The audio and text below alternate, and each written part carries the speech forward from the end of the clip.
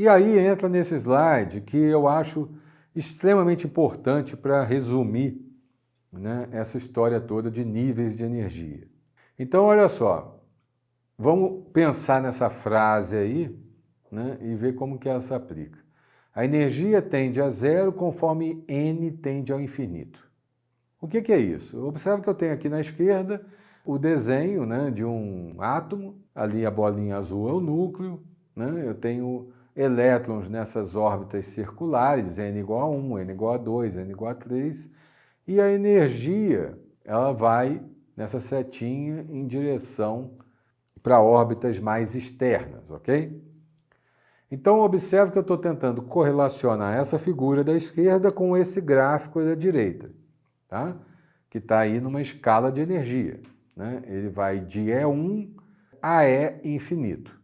Então, o E1 ele corresponde ao N igual a 1, né? É o estado fundamental. Então, está ali, ó, a energia ali, menos 21,79 vezes 10 a menos 19 joules.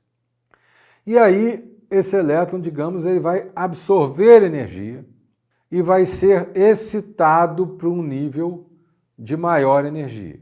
Então, no N igual a 2, observe que essa diferença, né, de energia já me dá um N igual a 2 ali, o E2, de menos 5,45 vezes 10 a menos 19 joules. O E3, né, para N igual a 3, menos 2,42 vezes 10 a menos 19 joules. Então, já estou falando aí de estados excitados, ok?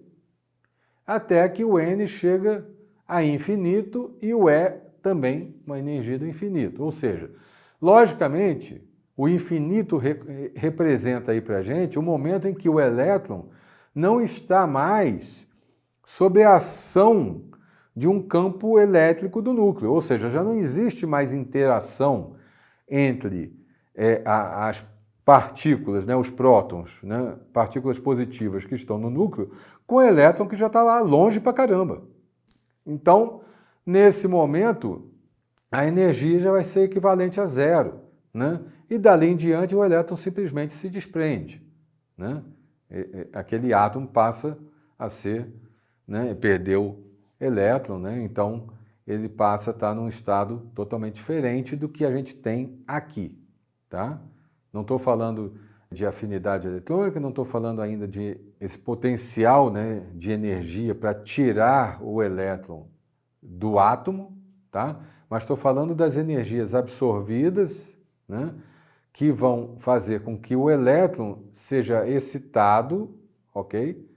A um diferente estado de energia, e aí eu posso, de uma forma inteligente, usando, né, esse conhecimento que a gente viu nessa aula, calcular qual que vai ser essa diferença de energia e calcular em que região do espectro a gente vai esperar ter uma linha, né, colorida. Ou seja, olha só, vamos calcular a diferença de energia entre o E3 e o E2, com aqueles valores que estão ali. Então, se você olhar direitinho, vai dar um valor de 3,03 vezes 10 a menos 19 joules. Beleza, esse é o ΔE. Só que ΔE é igual a HNI, a energia quantizada. Então, H, a constante de Planck, e o Ni, a frequência. Beleza. O Ni, eu estou dando ali embaixo, ó, 4,567 vezes 10 a 14 Hz. Constante de Planck que a gente já conhece. Beleza, então está tudo batendo. A gente sabe que lambda é igual a C sobre Ni, tá? Então, se eu já conheço o Ni, conheço o C, conheço o Ni porque eu calculei ali, conheço o C, que é a constante da velocidade da luz, então eu tenho como calcular o lambda. Então, o lambda que eu achei é de 656,5 nanômetros. Olha só, 656,5 nanômetros, então corresponde ao comprimento de onda para essa excitação, né, da diferença de energia do E3 para o E2. Né? Se você olhar de novo, lá naqueles slides anteriores, que a gente viu para a linha, né, para a série de linhas ali do hidrogênio, a gente vai ver que esse é um dos valores que bate certinho. Então, através dessas equações simples, a gente consegue estimar, inclusive, qual a cor da emissão ali que a gente tem daquela energia específica. E aí, resumindo de uma forma geral, eu tenho algumas equações fundamentais aqui dentro desse modelo de Bohr. A equação para o cálculo de R, né, onde a gente chega ali no valor de A0.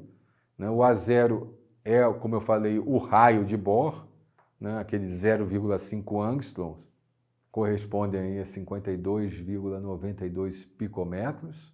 Valores de energia, né, como calcular o EN, o VN, o LN, que é o momento angular. Ok? Então são equações que a gente vai usar eventualmente. E as previsões, né, do modelo de Bohr, né, elas estão contidas essencialmente em duas equações, né, da energia e no próprio cálculo da constante de Rydberg, né, esse R-alfa. Né? Se você for aplicar todos os valores para o R-alfa, como a gente coloca aí, né, com as suas determinadas unidades, a gente chega no valor aí de 109.737,32 centímetros a menos 1. E esse valor é que então deve ser usado realmente, é o valor da constante de Rydberg ajustada, né, ao modelo atômico de Bohr. O estado normal de um átomo, né, será aquele no qual o elétron tem a menor energia, né, N igual a 1, então é o estado fundamental, né, do átomo. Em uma descarga elétrica, por exemplo, o elétron recebe energia, passa para um estado excitado com N maior do que 1. Então aqui de novo, se a gente olhar, né, as excitações correspondentes embaixo ao espectro de linhas, né, a gente tem exatamente isso. O átomo emite o excesso de energia para voltar ao estado fundamental. Essa emissão a gente consegue verificar se ela estiver contida, né, dentro, né, do comprimento de onda de 300 a 700 nanômetros, que é o que nosso olho consegue identificar. Então, olha lá, indique a cor da luz emitida quando o elétron de um átomo de hidrogênio sai da quinta para a segunda órbita. Então, o que eu posso fazer? Simplesmente eu pego a diferença de energia, né, do E5 com o E2, depois eu calculo a frequência, calculo o comprimento de onda, né, verifico o comprimento de onda dentro da série ali do espectro de linhas e com isso eu consigo dizer claramente qual a cor que está sendo emitida ali. Ok? Então vamos falar um pouquinho também do modelo de Sommerfeld. Né?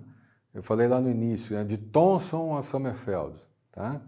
É só para a gente dar uma pincelada aqui, né, e mostrar que, na verdade, Sommerfeld ele faz uma correção também dentro do modelo atômico de Bohr, onde aparecem as órbitas elípticas. Né? Então, na verdade, o modelo de Bohr considerava que o átomo, né, as órbitas dos elétrons em torno do núcleo seriam circulares, mas Sommerfeld mostra que essas órbitas, na verdade, são elípticas.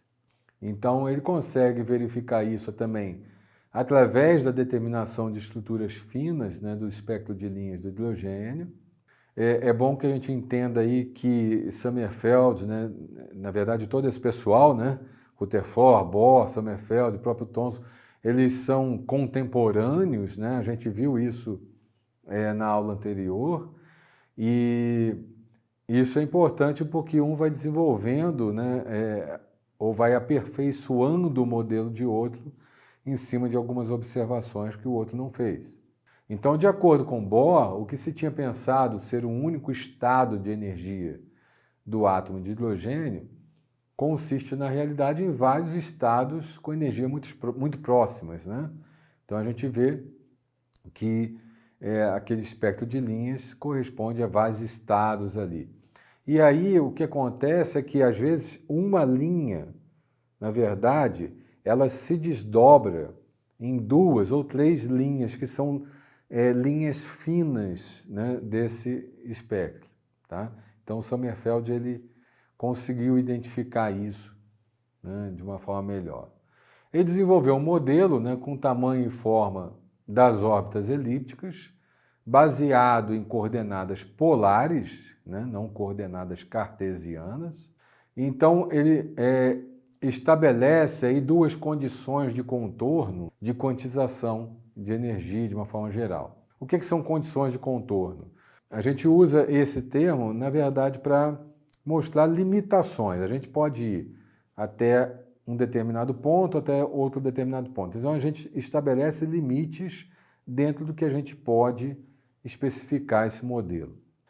E aí estabelece condições de contorno ali para o momento angular, né? E vai sendo mais específico com relação a isso. Eu não vou entrar em detalhes aqui das equações propriamente dito, mas é interessante a gente olhar, né, para a órbita elíptica de Sommerfeld, né, e entender que, na verdade, a gente passa a ter, então, dois raios, né? Eu tenho um raio maior, que é ali o A, que na verdade é aquela distância entre as duas extremidades mais distantes, né? E o B, que é a distância entre uma linha paralela, né, tangencial, traçada logo ali acima, com essa linha imaginária do A. Então, aí eu posso estabelecer o raio atômico, né? Eu posso estabelecer isso também em função, logicamente, da massa reduzida do sistema. Então, é uma releitura do modelo de Bohr, só que introduzindo a questão de órbitas elípticas, né, dentro de condições de contorno específicas de quantização de energia. Então, logicamente, o Bohr, através dos seus postulados, já mostrava isso, né, a questão da quantização de energia. Sommerfeld mantém isso, né, mas o seu modelo específico é mais detalhado, digamos assim, tá? E através desse detalhamento, ele consegue, então, como eu disse, descrever a separação, né, dessas linhas para os átomos, né, no espectro descontínuo, né, o espectro de linhas dos átomos. Ou seja, às vezes você está olhando uma linha fina ali, mas essa linha, na verdade, ela se divide em duas, três linhas, tá? E isso tem uma implicação para a gente bem interessante dentro da espectroscopia também, tá? Que a gente pode voltar, na verdade, a falar sobre isso lá na frente, né, na parte final do curso, quando a gente estiver analisando a espectroscopia eletrônica, tá? Bom, por hoje, então, é só, a gente fica por aqui, mas a ideia, então, dessa aula é fazer esse apanhado geral dos modelos atômicos com uma visão mais específica, né? E eu acho que diferente do que vocês já conheciam, que é essa visão sobre a limitação de cada modelo, né? E a introdução de detalhes mais específicos e mais importantes nos modelos que vão surgindo, tá? Então, estudem, por favor, né? Releiam, né? Revejam esse vídeo, né? E metam as caras aí para entender bem toda essa parte inicial, tá? Na semana que vem a gente volta falando mais especificamente do átomo de hidrogênio. Até mais.